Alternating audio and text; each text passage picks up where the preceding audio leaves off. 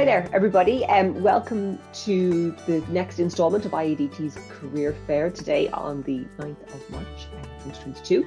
I'm joined now by a few people. We're going to talk about careers in model making, 3D production, and related fun careers around basically making things and having some fun as you go. So I'm joined by Grace Dinan, who's joining us today from RTE, Greg Keeley from APE, and Glenn Jamison from the Deluxe group. So we have a great representation here of diverse skill sets from across a whole range of disciplines, and really high level practitioners who are working in Ireland and have experience as well of working abroad. So first of all, I'd like to welcome you all and thank you for giving your time, and thank you for sharing your journeys with our students, the next generation of really great makers in Ireland, we hope. And I'd like to just, I suppose, give each of you a moment to introduce yourself. Grace, shall we start with you? Sure. Hi, I'm Grace Dinan. I work in RTE. I'm a viz artist, so I specialise in real-time content creation for broadcast and virtual production, XR content and immersive content. So I'm a graduate of the model making and design course, and I also did the production design course for film, theatre and something else. I can't remember the full title now. I'm sure it's changed since anyway. But yeah, I think the skills from IADT have definitely transferred well into the career I'm in now. Will I hand over to someone else? Great. Greg, like to go next? Cool. Yeah, my name is Greg Keeley. I'm the managing director and owner of APE Limited, which is advertising, props and effects. We specialise in the manufacture of props, mainly for film and TV. We also do installations, mostly within Ireland, but we also work worldwide. Done a few jobs in Germany, China, Australia, and the likes. I also studied in IADT doing the model making course that you guys are just finishing. And then I went on to Bournemouth to do the model making course there as an add-on degree. I'm aware now that this is a degree course here now, but it wasn't when I was doing it. So that's my background. Great, thank you, Greg. And Glenn. And I'm Glenn Jamison. I work at the Deluxe group in Portadown. I've been here for over 20 years now.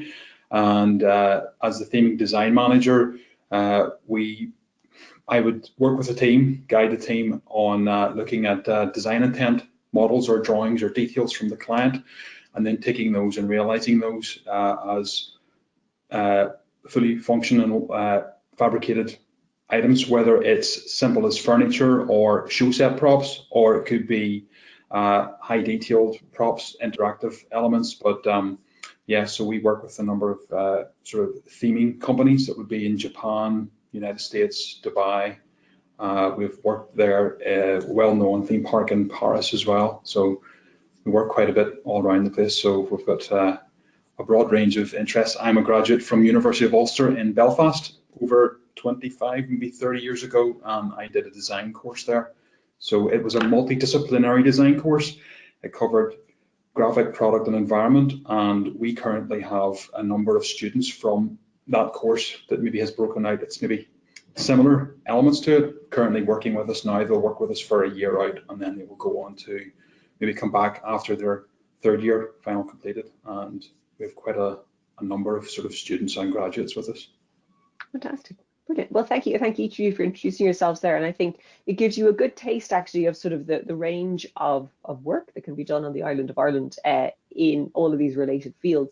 But also I think, Glenn, what you were speaking to there in terms of sort of the interdisciplinarity of it in a lot of ways, and the different ways that people can get into careers. And I think that might actually be a good place to start our discussion today. I was wondering if each of you could maybe have a little think about it and let me know if you have anything you can say about the desire to either specialize or generalize early on in a career. Because I know a lot of students, particularly as they get to the end, they're trying to think very specifically about what they want to do next. And some of them might spend a lot of time specializing. You know, a very classical split we might see is specializing in either digital or physical making. So, you know, either doing big molds or doing big complex worlds in digital world. So just in general, do any of you have any thoughts perhaps about at what point in your career did you find yourself truly specializing, or have you done it from the start, or has it been an evolving kind of timeline for you? Will I jump in there? Yep. Cool. In the deep end.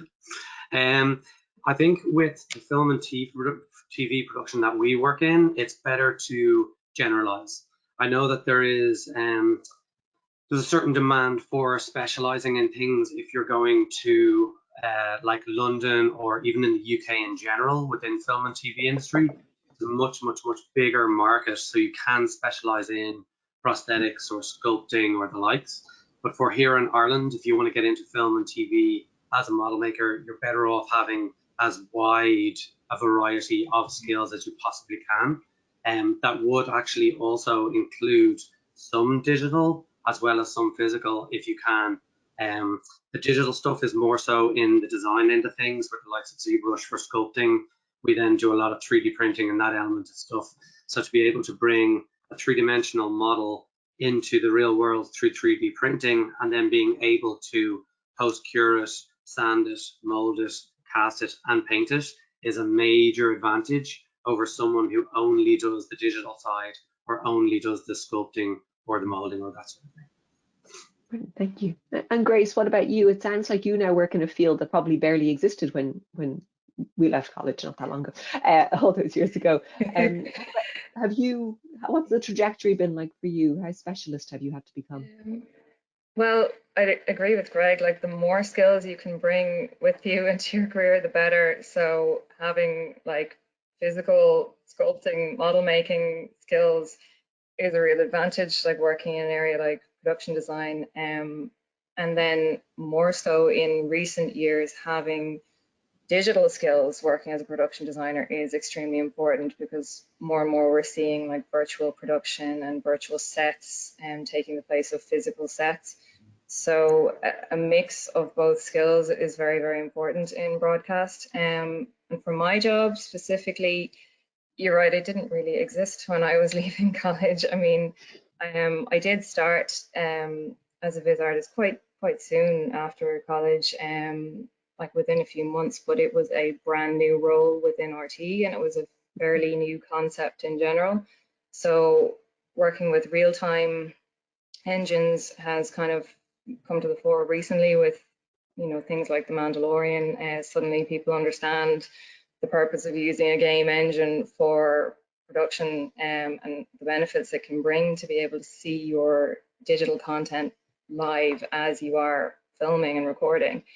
But that was that concept didn't really exist when I started. So I didn't know what a real-time engine was when I applied for the job. But, you know, I would say don't kind of get too specific at this stage. Like you're graduating with a whole range of skills and you don't have to kind of stick to just one area for your entire career, you know, and there may be something in the future where you can blend all those skills together. Like I wouldn't have seen the connection between model making and production design being so similar as it is now. When I was graduating college, I kind of saw them as two separate roles and didn't think I would find a job where I can do both, you know, in one. That's the dream. Yeah. Fantastic. Thank you. And Glenn, I suppose you touched on it briefly, but is there anything you'd like to add to this, even thinking about it now in terms of the people you hire or anything like that? Yeah, well, certainly even just touching on what Greg and Grace have said there. I mean, if you're going in and you specialize specifically on one niche, whether it's model making, you solely do FRP fabrication, or you go in and you solely do, cast resin fabrication, that's your speciality.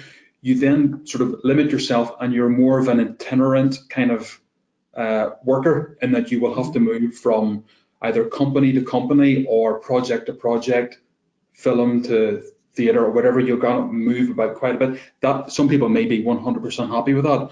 Other people maybe want a bit more of a rest assurance where they're maybe in a company, especially in just on our island. There's not really as many places to go to and Greg touched on, if you go to Pinewood, you go to England, there's bigger studios. You can specialize on just airbrushing models.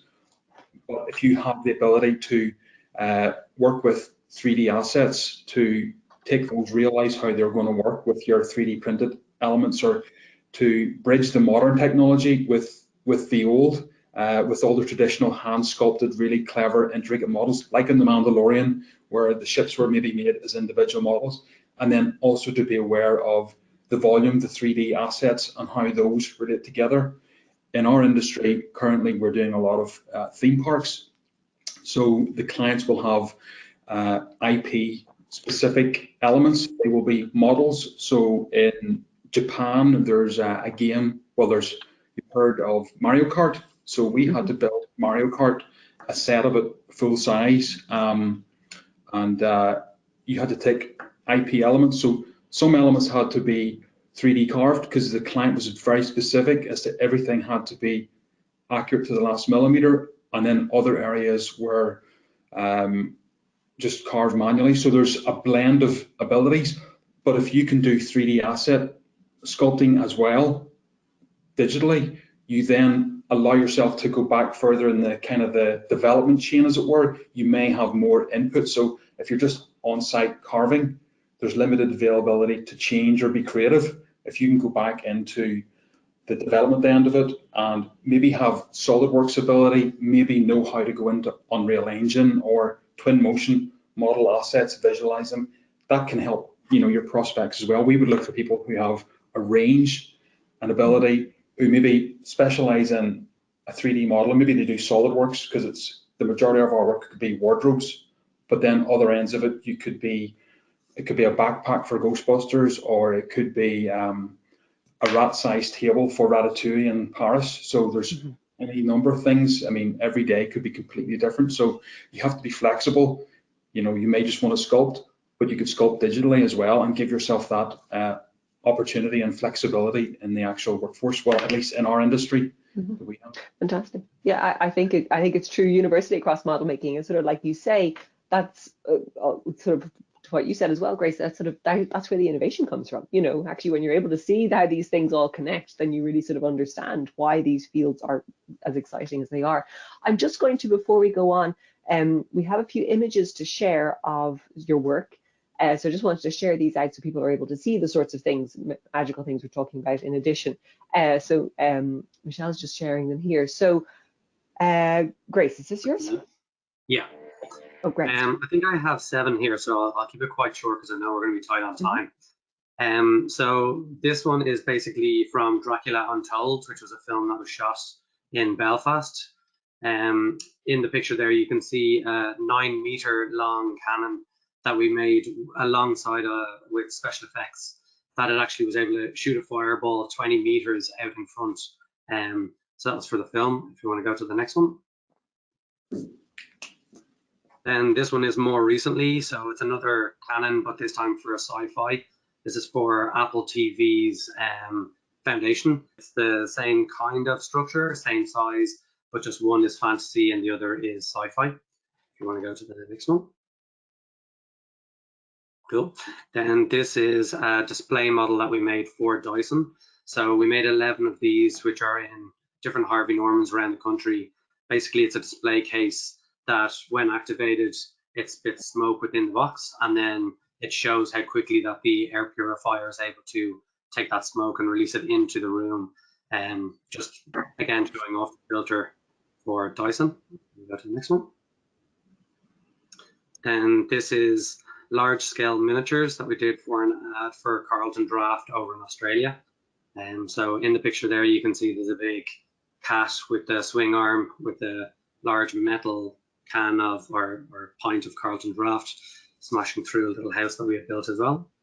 And we go to the next one. Then this is Game of Thrones. So we would have made all the weapons in the armory department for the TV series for Game of Thrones.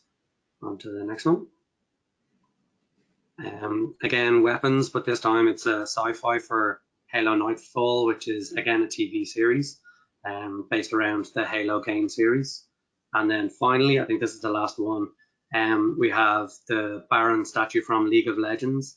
that we did for a games convention in Germany back in 2016, I think, a few years ago. Yeah, so it just gives you an idea of the different range of products and things that we would work on. Just a quick snippet. Great, thank you, Greg. Really exciting body of work there.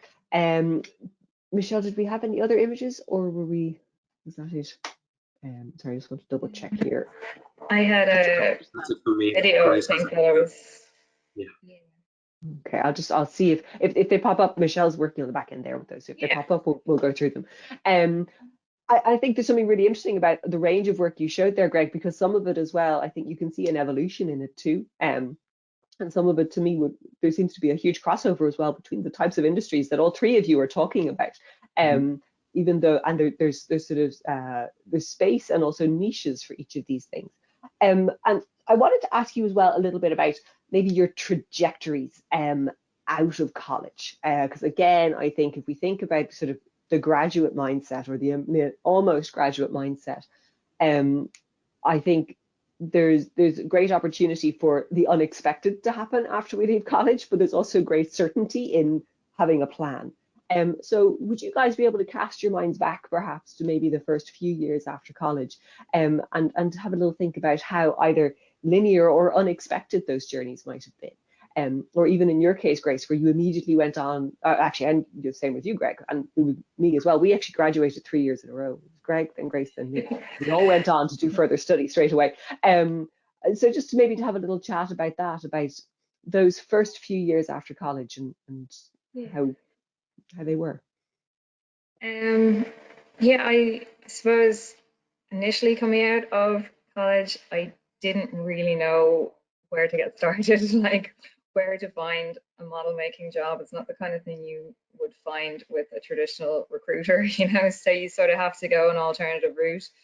And I kind of found actually the best approach was getting involved in festivals and kind of collaborative projects and things like that, and building a network of contacts that way. And not necessarily, you know, looking for the ideal job posting, but finding people with the job title that I wanted and making contact with them, seeing if I could maybe get some experience with them, looking at companies that I wanted to work for, and, you know, keeping an eye on what jobs were available, and sort of just getting a foot in the door one way or another, really. So that was how I came to work in RT. I was freelance for the first few months after I left college, and I took part in lots of different festivals and things like that. And then I managed to get some freelance work as a production designer on the Podge and Rod show. And when that was coming to an end for the summer season, I just happened to ask the manager of production design if there was anything else happening over the summer that I could freelance on. And she was also the manager for graphic design at the time. So she suggested this job that had come up in graphic design. And honestly, I would never have looked for a job under the graphic design heading because I don't have a qualification in graphic design. But when I read through the job spec, I realized like I do actually have the skill set that fits this job perfectly. And, you know, I would say just kind of keep it in mind that you're not necessarily going to see a job advertised for a model maker specifically, or someone with like 3D Studio Max skills or something like that. It's going to be a 3D artist with transferable skills, you know, into whatever is required for the specific project or whatever software the company is using. And don't rule yourself out of anything. It would be the advice I'd give. Like, if you don't have skills in Maya or Cinema 4D, highlight the skills you do have that are transferable, and find a way of getting experience in the things that they require for that job. It's probably not going to be as straightforward as walking into some of the more traditional roles, but you just have to get a little bit creative and involve yourself in as many different things as possible. Absolutely, and I think creativity is one of those core skill sets that all our students have, you know, particularly in art and design college. And I think that's a really, really useful mindset, Grace. Thank you, because you shouldn't don't limit the places you apply your creativity. Apply it in all aspects of your life, including finding a job, getting a job, networking. And as you say, there are sometimes really simple things like asking those simple questions, like, is there something else coming up? And don't rule yourself out. That's really, really great message. Glenn, how about you? Did you have a straightforward career from college to industry? Well, in a roundabout way, I specifically wanted to move into, I studied design and I was specializing towards the interior, the environmental design end of it. But at that point, I hadn't anything sort of pinned right down exactly what I wanted to do. But I started working for Martello Multimedia in Dunleary. I worked there for about a month, but that gave me an idea for storyboarding. That was effectively working for very little remuneration, but it was a job and it looked good in my CV. And then I moved on and went in and worked in 2 different companies over a period of 5-6 years doing exhibition design. So that allowed me to take my interior design or my environmental design end of it and realize it in quick modules. So you're working very quickly. The design skills we learned at university, taking those and actually fabricating quick assets, quick models. And at that point, the 3D model making, the CAD was very rudimentary. It was all mini CAD back then. And then a job was advertised 20 years ago for the place I'm in now. And at that point, they were doing props, they were doing hand-carved sculptures that would go into restaurants, hotels, pubs. I seen the advert and I thought, that's great, I want to do that. When I came here, it was a lot of drawing board work. There was maybe one designer and it was all drawing boards. So I brought my 3D knowledge to bring in 3D visuals and taking what was already being done, complementing it. But I've noticed all the way through the career or my working here, one thing to do is always kind of push the boat sometimes where you could set in your way that this is the way we're doing it, this is the way it's always been done. And then you go out and you find augmented reality apps and you bring them back and you start footering and show people this is what we can do, and then that gets them excited. And then you look out Twin Motion, a very basic version of Unreal Engine, work on that, show them in real-time animations rather than waiting 2 weeks for a 10-minute render. We can do it in real time. So it's kind of looking at the new technologies available to you and try to even bring those back in and excite and energize your team. So working with a team of graduates and people who've been in the industry for maybe 20 years as well. So trying to bring in new technology and keep them excited. But that's sort of how my career has developed. I've sort of been, people have called me Glengle. So if they had any questions or queries, they would have came and asked me, and I would have just maybe Googled it or just looked up the newest sort of software detail idea behind it and sort of integrated that into our design development process and fabrication. Fantastic. So again, there's sort of a good case study in being holistically creative, you know, not just creative about what you make, but creative about how you approach problems and opportunities where you see opportunities. Yeah. And how about you, Greg? Your trajectory, those first few years after college, what were they like for you? It was slightly different for me in the sense that what I wanted to do and what I wanted to focus on wasn't really available in Ireland at the time. They had kind of gone through a period of making quite a lot of films up to a point, and then it went really quiet around the time that I actually left college, unfortunately. So that's why I continued my studies over in Bournemouth, and then I went actually into a company called Asylum Models and Effects and R10 Model and Effects, both in London, both working mostly in TV advertisements and that sort of stuff, kind of similar to the Carlton job that I showed you earlier on. So it wasn't really what I wanted to do, but the best bit of advice I would have for anybody as a model maker getting into any of the industries is to try and keep yourself busy, like try and get working on something as a way of getting in a door, and then use the time you have in your spare time to sort of carve the direction you want to go in, and work on the things you want to do in your spare time. So you're constantly earning money, you're in a company that might progress to where you want to work, but you're also building a portfolio that supports the area you want to get into. For me, working with R10 and Asylum, they worked with loads of different products and it was really exciting for me to work in it.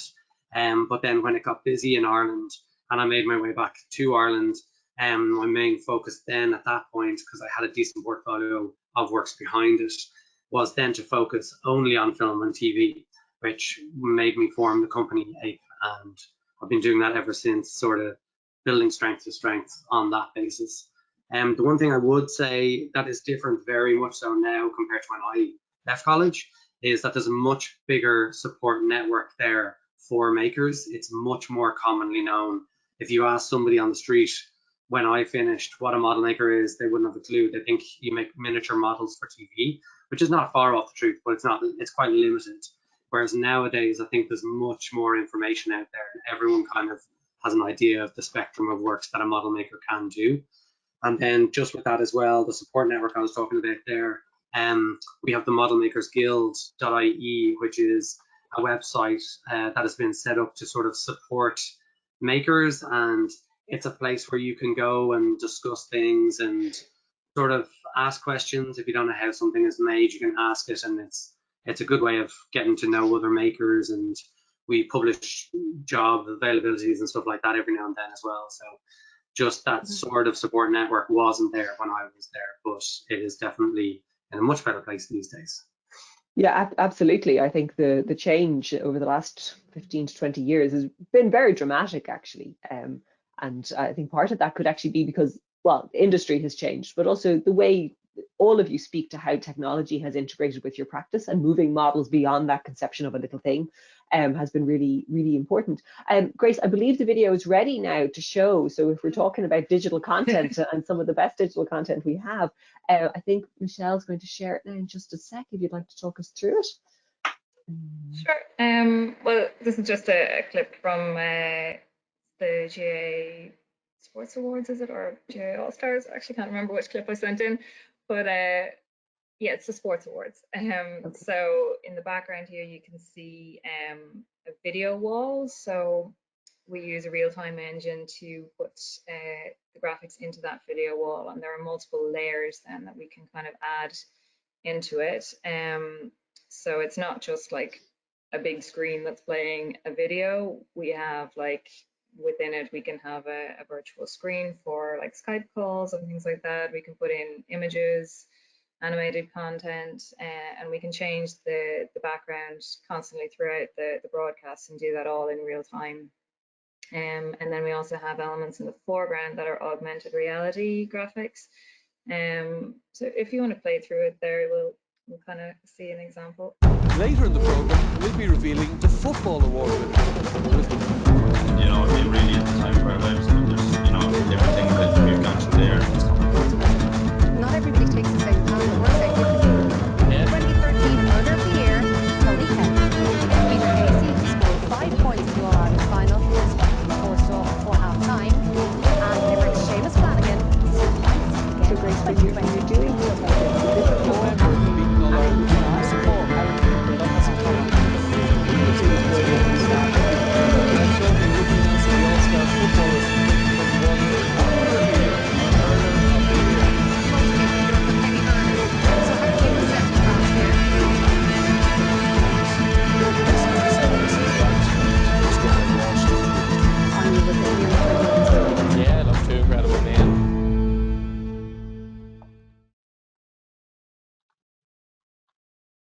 Okay, fantastic. Thank you for that. Can you guys hear me? Yeah, we can. Okay, great, super. Brilliant. So it looks like, I mean, really, how many years now have you been using that sort of level of technology in your sort of live productions? Well, we're using real-time engines for about, it's probably 14, 15 years now. Mm-hmm. Really kind of before anyone really understood the purpose of it, or, you know, what it meant. So it's only in recent years, I think, that, you know, with the use of video walls and AR content and everything else, that it's sort of become a focus. But like the advantages of using real time, even for very simple graphics, like, you know, on a sports match, the clock and the scores, the teams, things like that, you know, we need to be able to update the score in real time, and it's not possible to pre-render every possible graphic that you're going to need on a production. And you know, that used to be how we had to do things, and you'd have to find out the names of everyone who's going to be on your show and have them all prepared in advance. And then if you've got the spelling wrong, you have to go back and re-render it and load it into Studio again, you know. So it's just a much quicker process to do these things through a real-time engine, and we're just building the content once and reusing it. So everything you saw there still exists and could be put into Studio today if we wanted to reuse it, or we can kind of add to it and update small things like the year or the title of the show, like for use next year. So even in terms of you know, the benefits for sustainability and things like that, you're not storing set pieces, you're not having to maintain them and all of that and transport them to different venues. We can literally transform that studio that you saw there with, like, you know, press of a button, and the whole studio is set up and ready for the next broadcast immediately after. So it saves a huge amount of time, and you know, there are graphics operators in Studio who can update that content either manually, or we can have it automated. And yeah, it's just a real game changer, I suppose, in the way that we would have traditionally made content. It's a whole other way of working. It sounds like a completely different production schedule as well. Fantastic, thank you for that. I can see there's a few questions coming in there in the chat. If people want to keep those coming, we'll do a kind of a roundup of questions towards the end. And I just wanted to ask you guys as well, in terms of thinking about either now or where you see things going over the next 5 years, are there sort of key exciting opportunities coming up? Are there surprisingly traditional things that are always happening? What do you think is the sort of direction for the industry over the next few years? Greg, will we start with you there on that one? Yeah, sure. It's pretty good at the moment for film and TV within Ireland. So recently enough, Ardmore Studios and Troy Studios were bought off by an American production-based company that have an absolutely massive portfolio. So there's going to be a lot of work coming into Ireland over the next while. Recently enough, there was a new crew and workers agreement ratified just 2 years ago. So it's very, very positive. All of these things are kind of lining up to make the industry get very busy. Last year, I believe, recorded record funds available to the film and TV industry. And I believe that's set to continue for 2022 as well. So yeah, as far as a good time to get into the industry, it's never been better, if I'm honest. So yeah, there's a nice positive note for you all. Fantastic. And Glenn, how about you? What are the trends up in Portadown? Yeah, well, so what we're seeing is that obviously what we're doing, our theming fit out, that's the experiential, whether it's theming, whether it's even restaurants or things like that. But we're looking at the movie and TV industry. A lot of our clients with regards to theming are coming from that, whether it's Universal, it could be Netflix, it could be any number of things. They have a lot of content, especially the TV studios, that maybe there's an experiential experience to go with that. So it could be a laser tag show to go with a TV show that's coming out maybe next year, and maybe they want very quickly to get it put together, get a 3D exhibit to go around UK, Europe, Ireland, to go to the States. So what we're looking at, or what we are seeing now, is there's a lot more integration from even, say, the large movie industries, because they have to compete now with faster moving, short run TV shows, like, you know, Disney Plus kind of shows, or even on Netflix, where things come out on a quicker turnaround. There needs to be then that requirement from the public who are consuming all this digital media, that they may want to actually go and experience. It could be the Queen's Gambit on Netflix. Maybe they want to go and sit in a room that's themed up to look like that, and maybe selfie shots, that kind of thing. So we're seeing from our end, it used to be always everything dictated to by the larger theme parks, but now you're getting more of the TV show content, the media from there is coming, and it has to, on a quicker process to get filtered through and out to consumers.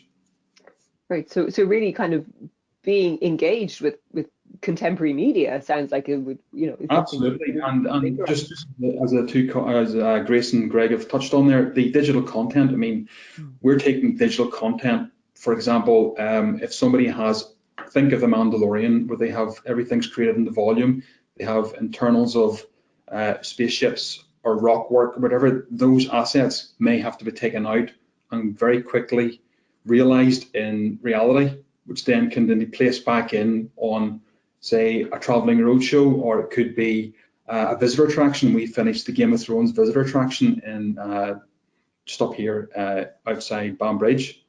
Finished there just a few months ago. So things like that would be transposed into reality. Now, what would tend to happen in movie or TV production, the show sets are built to be destroyed. So they go up, they're maybe there for maybe 2 or 3 months and destroyed. But then we would have to maybe either replicate that would actually then be fire retardant, last 10 years.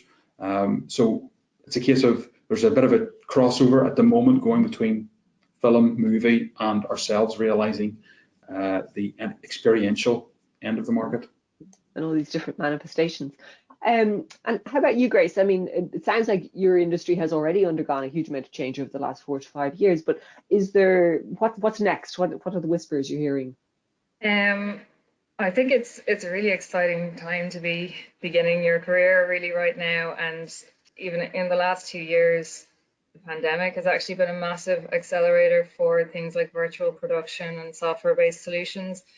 And there's so many opportunities now for remote work, and you can work for companies all over the world from your own home. You don't necessarily have to emigrate. So there are actually a lot more opportunities probably to even set up your own business or start creating content and sell that content online on lots of different platforms and things like, just staying on top of trends. Like even at the beginning of the COVID-19 pandemic, people were making digital models of the COVID molecule that can be sold to broadcasters and things who need this content straight away. So there are lots of ways to kind of get yourself started, get experience for yourself now that possibly wouldn't have existed without those kind of software-based solutions years ago. And also I worked on a really interesting project this year, a collaborative project for the IBC. It's the International Broadcasters Convention. So I worked with a number of other broadcasters and tech companies, Sky, Unreal Engine, Unity, Pixar, Meta, and Fox Sports, and among others.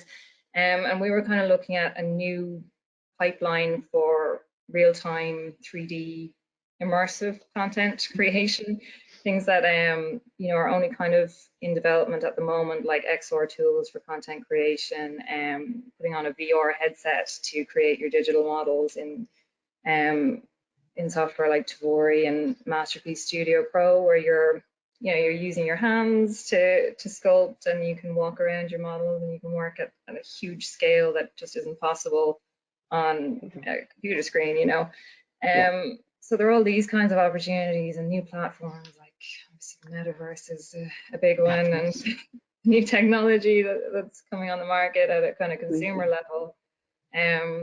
So it's a really exciting time, and lots of opportunities to create new roles for yourself that don't currently exist, and approach companies and tell them, you know how to get them on these platforms, you know how to create this content, because they're all trying to find a way to do it right now, and they don't necessarily have the skills in-house, Fantastic. I think that's a really, really good point. And actually, that idea of sort of bringing solutions to companies, presenting yourself as the solution to a problem, is actually a very, very useful way to get in the door sometimes. We have one question here in the chat, wondering if any of you have summer work or summer internships available coming up. So I might we have to finish up now in 5 minutes. If you have anything quickly, Greg, I think you replied to someone there, or did you reply privately? I think you possibly replied privately. Yeah, so normally every year as the company APE, we take 3 students in on work experience. Now, we haven't been able to do it the last couple of years of COVID and stuff like that, but it's a bit of a tricky one at the moment. So if we are in a position where we are taking work into the company, we are able to take students on, no problem. It's a little bit trickier when you're working on productions like Netflix or Apple TV, those sort of productions. don't really allow for internships for students that are still currently students. So your best entry, your best way of getting into a production is when you have finished college and you're looking to get into film or TV production. There's actually a government funded scheme called Section 481. If you want to do a bit of a Google on that, you can see what it means. But basically, it's a way for productions to be able to take in trainee level ex-students and people like that, where it's actually paid for by the government. So it's a really big incentive for a production to take on as many trainees as possible. So if you're lucky and you apply, you might get lucky, you might get one or two of the spots that are available for that through Section 481. But without going through Section 481, unfortunately, productions are kind of hard to get on as a trainee, unfortunately. But if people want to email me, if they're interested in TV and production specifically, and you want to email me, greg@ape.ie, I'll pass on the details to you guys afterwards anyway. But if you want to email me and just put forward your interest, what I can do is I can sort of point you in the right direction of where to apply. Might not be on the production that I'm on, but it will sort of set you up with being a name in the hat, if you like. You might get a chance of getting in that. Okay. Fantastic. Thank you. I would like to, I understand that Glenn and Grace, you may also have an answer to that, but I also want to just put a question in your head before we finish up, because it's a question students always have, and it's around portfolios and how best to present their work. And what are you looking for? Is there one platform you want to see work on? Is there one format? Or are you open to receiving images of work in lots of different ways? So first of all, I guess, do you have summer internships coming up? Yes or no question? Nope. Nope. No, Okay. currently because of COVID restrictions at the moment, but that might change. Okay. Super. But Thank just you. to say, like on my LinkedIn page, I'll always post any job opportunities that are coming up and things like that. So keep an eye on LinkedIn is probably a really good place, or the RTE.ie website vacancies. Thank you. And then if I could quickly get a minute from each of you on your recommendation for a portfolio, a foot in the door, this is what I do style thing. What do you love to see from early career people presenting to you? Glenn, do you want to?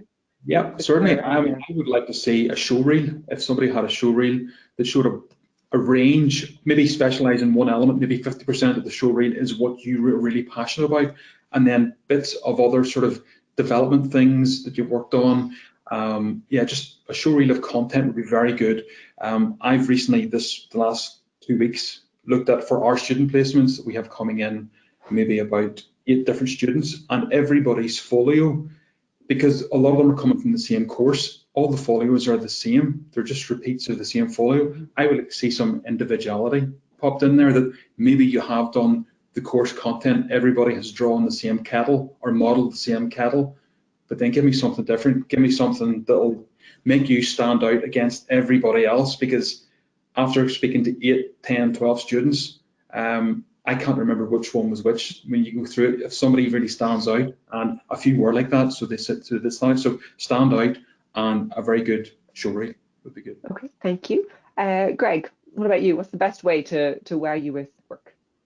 Yeah, similar enough. I would say the same thing. Like when your portfolios are all the same, it's a little bit boring going through them all. So if you haven't done anything outside of college that is different to what you did in college, I would advise you to do that. Focus on that a little bit. And then just put in your best work. Don't flood it. We're not looking for a massive amount of stuff.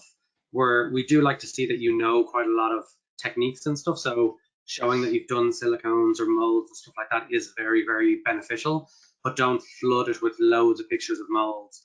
Likewise, just one of each of the types of techniques that you can do, plus your finished piece of each of the finished pieces that you have, is probably the best way to go. So it's got, like, good content is better than a lot of content, is basically what I'm trying to say. And in most cases, if you show that you know the process, even though, again, we see quite a lot of people doing the same thing, we can spot the ones that know how to make a good mold compared to others. So don't be afraid to show that you actually know the process as opposed to only showing the finished pieces. Fantastic, thank you. And Grace, for you, what's the best way to present work? Yeah, similarly, a very good show reel with a variety of content, and you know, while you may have just used one type of 3D software to create it, you know, don't be afraid to try and recreate it in different types of software, or have a variety there, because the important skills that you have are that you can design and model and animate in 3D or whatever. It's not necessarily the software that you've learned. Those skills are all transferable, so make sure you specify that. And then share your show reel online on social media platforms, LinkedIn and places like that. I mean, you'd be surprised the response you get.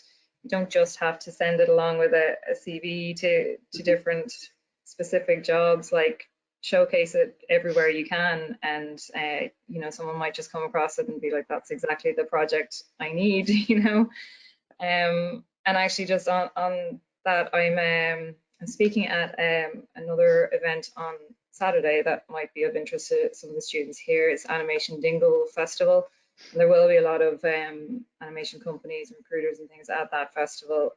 So I have a couple of free passes for the first 3 people to email info@iadt.ie, just asking for an Animation Dingle pass if you'd like to come along.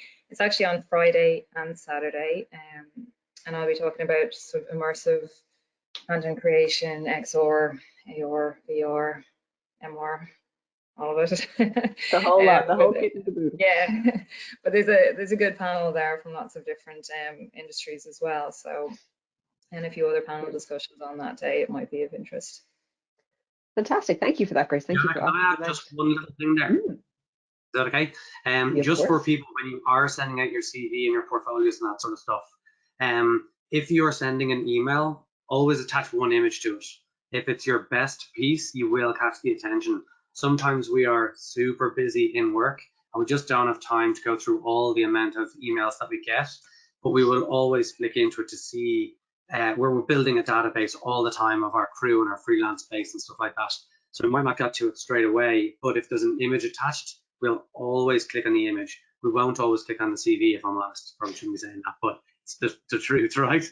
But if you click your best, leave your best image on it, it will always leave a mark. That's the one image, the one bit of information I would give. Yeah, definitely don't send an email without an image. Yeah, no, I would strongly encourage that. I mean, just personally, nothing has ever gone wrong for me. Things have only ever gone right for me by sharing my work, you know, and sharing your best work. And like Grace was saying as well, you don't actually always know the problem you're solving for someone until they see your work sometimes. You know, there mightn't be a job description for what they want, but when they see you can do something, they say, aha, that's the thing I needed. And it may even just be in a freelance capacity or something to begin with. But putting your work out there personally would be a big piece of advice of mine.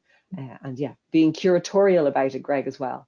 Your best piece that really is memorable, I think is very important. Brilliant. Well, I don't see any other questions here. Is there anything else any of you guys would like to add to this, or do you think we covered the bases? Just on that last point that you were making, an example I have from an ex-student of IADT, some of you guys might know him, Mateus Boykas is his name, but we work quite a lot with physical model making, and the digital world only really came in the last few years, and it was actually a piece that Matt did at his final major project, where he had done a physical sculpt, but he had also done a digital helmet, 3D printed it and stuck it onto the piece so he could show that he could do both. And it wasn't until we kind of saw that we decided to go into the digital side of things as far as concepting is concerned. So Matt started with us and has done 3 or 4 years straight from college as a result of that. Again, like you said, it wasn't something that we necessarily were going out looking for, but having seen it straight away, it was a string to our bow in the company, and it worked for him for getting work as well. Brilliant, fantastic. Yeah. Story. So I think the underlying message here is be the creative people you are and just go for it. Yeah. Basically. Well, I'd like to thank you all very, very much for your time. I'm sorry we've run over ever so slightly, but I just wanted to get the fantastic contribution you each had included there. And just a reminder, if you want those passes for Animation Dingle, you can email info@iadt.ie. I think first come, first served. And thank you all very, very much. And thank you for contributing to the present and the future of making and content creation and fun stuff and creative careers on the island of Ireland. Incredibly important. Welcome. Thank you. Thank you. Look And forward to meeting you.